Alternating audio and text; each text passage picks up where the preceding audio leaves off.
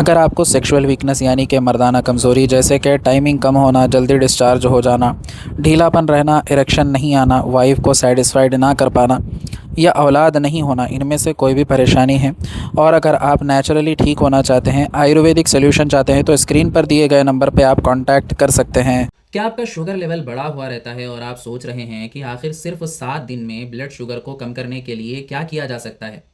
अगर आप सोच रहे हैं कि मैं आपको बस ये कहूँगा कि मीठा बंद कर दो, दवा खाओ और सब ठीक हो जाएगा, तो ये वीडियो आपके लिए नहीं है। क्योंकि आज मैं आपको बताऊंगा कुछ ऐसी गलतियां जो लोग रोज़ करते हैं और उनकी वजह से शुगर कम होने के बजाय और बढ़ सकती है। और सबसे ज़रूरी बात, इस वीडियो के आखिरी हिस्से में मैं आपको एक सिंपल 7 डे प्लान बताऊंगा जिसे फॉलो करके आप अपने ब्लड शुगर मैनेजमेंट को बेहतर बनाने की शुरुआत कर सकते हैं। लेकिन डे नंबर 4 में जो चीज़ है उसे ज़्यादातर लोग कंप्लीटली इग्नोर कर देते हैं, तो वीडियो को एंड तक ज़रूर देखिए। अगर आपका फास्टिंग शुगर बढ़ा हुआ रहता है, खाने के बाद शुगर ज़्यादा आती है या आप डायबिटीज़ या प्री डायबिटीज़ को लेकर फिक्रमंद हैं, तो आज की वीडियो आपके लिए बहुत इंपॉर्टेंट है। लेकिन एक बात पहले ही क्लियर कर दूं, 7 दिन में डायबिटीज़ हमेशा के लिए ख़त्म करने का कोई जादुई तरीका नहीं होता। हाँ, 7 दिन में सही खान पान, एक्टिविटी, हाइड्रेशन, नींद और मेडिकल गाइडेंस के साथ ब्लड शुगर को बेहतर तरीके से मैनेज करने की शुरुआत ज़रूर की जा सकती है। तो चलिए शुरू करते हैं। लेकिन सबसे पहले आपको एक शॉकिंग बात बताता हूँ। बहुत से लोग सोचते हैं कि मैंने चाय में चीनी डालना बंद कर दिया है, मैं मिठाई नहीं खाता इसलिए मेरा शुगर ठीक रहेगा। लेकिन दोस्तों, ब्लड शुगर सिर्फ मिठाई से नहीं बढ़ता। आपकी प्लेट में मौजूद कुछ हाई कार्ब्स फूड्स भी ब्लड ग्लूकोज को तेजी से बढ़ा सकते हैं, जैसे बहुत ज़्यादा सफ़ेद चावल, बहुत ज़्यादा रिफाइंड फ्लेवर्स, मीठी ड्रिंक्स, प्रोसेस्ड स्नैक्स और बड़ी क्वांटिटी में कार्बोहाइड्रेट रिच मील्स। यानी सवाल सिर्फ ये नहीं है कि आप चीनी खाते हैं या नहीं, सवाल ये भी है कि आप कितना खाते हैं, क्या खाते हैं और किस कॉम्बिनेशन में खाते हैं। और अब आता है हमारा 7 डेज का प्लान। पहला दिन कोई एक्सपेरिमेंट नहीं, कोई मेराकल ड्रिंक नहीं। पहले जानिए कि आपकी शुगर वाकई कितनी है। अगर आपके पास ग्लूकोमीटर है और आपके डॉक्टर ने मॉनिटरिंग की सलाह दी है, तो रिकमेंडेड शेड्यूल के हिसाब से रीडिंग नोट कीजिए। एक नोटबुक में लिखिए फास्टिंग रीडिंग, खाने के बाद की रीडिंग, आपने क्या खाया, कितनी वॉक की, नींद कितनी ली। क्यों? क्योंकि जो चीज़ मेजर होती है उसे समझना ज़्यादा आसान होता है। और दोस्तों, बहुत से लोगों को यहीं पे पहला सरप्राइज मिल जाता है। कभी कभी उन्हें लगता है कि वो हेल्थी खा रहे हैं, लेकिन रीडिंग कुछ और ही कहानी बता रही होती है। अब आते हैं डे 2 में। आज आपको भूखा नहीं रहना, लेकिन प्लेट को स्मार्टर बनाना है। एक सिंपल तरीका अपनाइए, अपनी प्लेट में ज़्यादा जगह दीजिए, नॉन स्ट्रेची वेजिटेबल्स को साथ में एडिक्वेट प्रोटीन रखिए और कार्बोहाइड्रेट पोर्शन को ज़रूरत के हिसाब से कंट्रोल्ड रखिए। याद रखिए, रोटी दुश्मन नहीं है, चावल दुश्मन नहीं है, लेकिन क्वांटिटी और ओवरऑल मील पैटर्न मैटर करता है। अगर आप एक साथ बहुत ज़्यादा कार्ब्स खाते हैं तो आपके ब्लड शुगर पर असर पड़ सकता है। इसलिए आज का गोल है फूड को बैलेंस करना, फूड से डरना नहीं। अब आता है डे 3 और ये स्टेप बहुत ही सिंपल फिर भी सबसे पावरफुल हैबिट्स में से एक हो सकता है। खाने के बाद आप क्या करते हैं? सीधा बेड, सोफा, मोबाइल स्क्रॉलिंग? अगर आपका आंसर हाँ है तो आज से इसे बदलने की कोशिश कीजिए। मील के बाद हल्की फिजिकल एक्टिविटी जैसे आराम से वॉकिंग कई लोगों के लिए ब्लड शुगर मैनेजमेंट को बेहतर बनाने का काम कर सकती है। लेकिन याद रखिए, आपको तेज़ी से भागना नहीं है, आपको बस कंसिस्टेंटली एक्टिव रहना है। डिनर के बाद भी अगर डॉक्टर ने आपको फिजिकल एक्टिविटी से मना नहीं किया है तो थोड़ी हल्की वॉक आपकी रूटीन का हिस्सा बन सकती है। और दोस्तों, अब आता है डे 4। यहीं सबसे ज़्यादा लोग फेल हो जाते हैं। आप हेल्थी खाना खा रहे हैं, वॉक भी कर रहे हैं, लेकिन स्ट्रेस बहुत ज़्यादा है, नींद कम है और दिमाग हर समय टेंशन में रहता है, तो क्या इसका शुगर पर असर पड़ सकता है? हाँ, stress hormones blood sugar regulation को इफेक्ट कर सकते हैं। इसलिए आज अपने दिन में आप कुछ वक्त निकालिए, डीप ब्रीथिंग, प्रेयर, मेडिटेशन, हल्की वॉक, मोबाइल से ब्रेक, जो भी हेल्थी तरीका आपके लिए काम करे।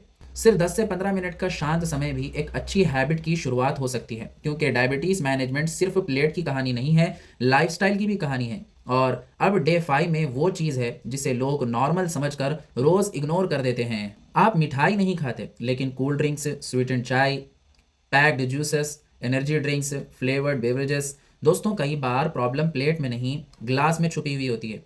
आज से एक काम कीजिए, पूरा दिन ध्यान रखिए कि आप क्या पी रहे हैं।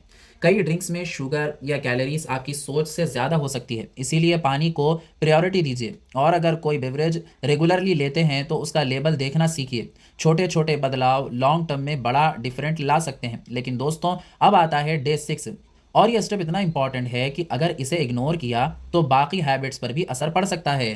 क्या आप रोज़ाना देर तक जागते हैं? क्या आपकी स्लीप इर्रेगुलर है? क्या आप 5 घंटे सोकर सोचते हैं कि मैं तो ठीक हूँ? दोस्तों, नींद सिर्फ थकान दूर करने के लिए नहीं है। अच्छी और रेगुलर नींद ओवरऑल मेटाबॉलिक हेल्थ और ब्लड शुगर मैनेजमेंट के लिए भी इंपॉर्टेंट हो सकती है। इसीलिए डे 6 का चैलेंज है, आज रात सोने से पहले मोबाइल साइड में रखिए, डिनर और बेड टाइम के बीच कंफर्टेबल गैप रखिए और कोशिश कीजिए कि आपकी नींद रूटीन रेगुलर हो, क्योंकि बॉडी को रिकवर होने का मौका चाहिए। और अब हम पहुंच गए हैं सबसे इंपॉर्टेंट दिन पर, डे 7।